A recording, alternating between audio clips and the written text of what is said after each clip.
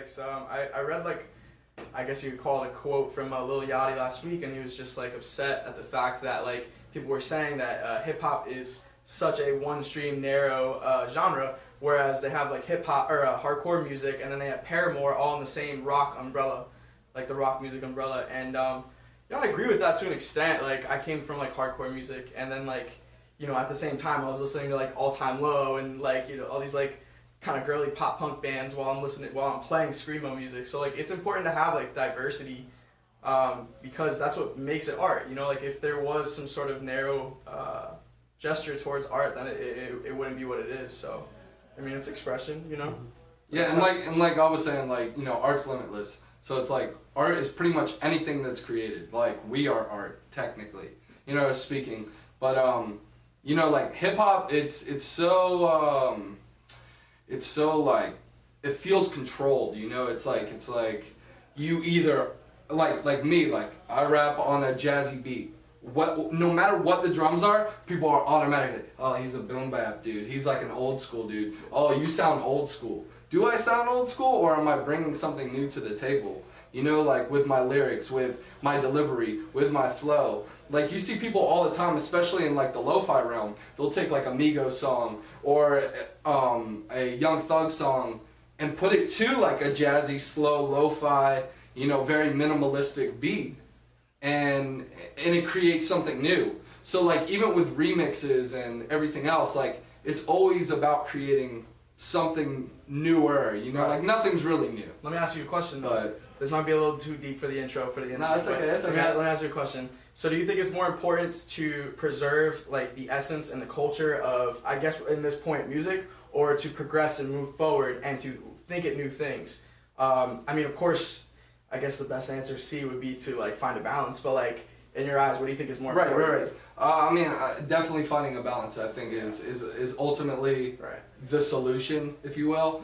But for me at least, I've been reading recently, because as much slander as mumble rap or whatever you want to call it gets, that same is mentality is going on old heads, so many people. And someone just said the other day, they're yo, at least pay some kind of homage or respect. Right. Whether you listen to them or not, you wouldn't be in this position that you're in without them. Yeah. And so to reflect and look back at that, yes, I think that it's important to try and get a grasp on hip hop history. Right.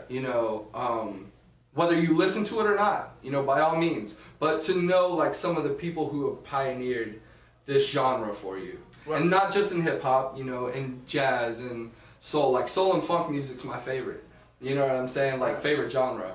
But and same with rock music, with everything, see the roots of it. Right. And dig. So I think that the history of, especially in this genre, is important. And to at least do some, to just better yourself in paying homage and respect. Other than that, I think it's super cool when Travis Scott, for instance, his favorite artist ever is Kid Cudi, who recently kind of came out in the past, 10, 15 years, and created this, alternative style of music, and whether you like either of them. I think that's super cool that this new generation hip-hop artist, that's his favorite artist. And hopefully one day I'm someone's favorite artist, and vice versa. I think it's cool, a majority of my favorite MCs, my top 10, it always rotates, but right now, are from the 2000s and up. Yeah. It's not 90s boom bap, so for me, I'm always searching for something new. I tell people all the time, it's like finding a good book. A lot of people recommend certain things, but you find your style, you'll find that. So I think it's just important for music as a whole for you to search and dig and find what you like, your preference. If your preference is Lil Yachty, that's dope. Right. That's cool. That's your preference. But yeah, dig into it. Find other artists like him, so you're not just listening to the same thing that's force fed. You can find a lot of shit like that on SoundCloud too. Like he is essentially Exactly. like kind of a SoundCloud rapper, and like you could just find a station of Lil Yachty on SoundCloud and find a Same with list of Fetty dope Wap too, shit. SoundCloud. Yeah, like, man.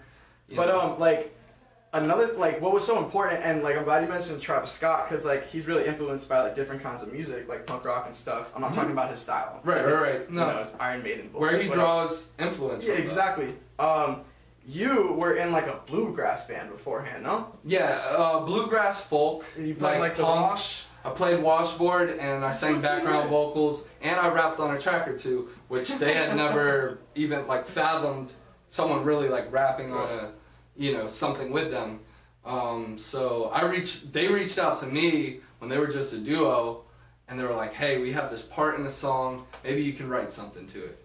Wrote something to it, joined the band, picked up a washboard, and then the rest is history. But I was in that group for like a year and a half. Was there any kind of like, would you say that there's a scene for that? Oh, there's definitely a Okay. scene. So- Everymen, which is like a pretty well known in that scene. Everyone in our band, I call them Every Other Men. My band was called Jenga Leg, had been in that group before. So there is, it's a niche market just like hardcore. You know, Right. the hardcore scene has its niche market, but loyal fans and like a cool crowd, and to expose hip hop into that was like something new.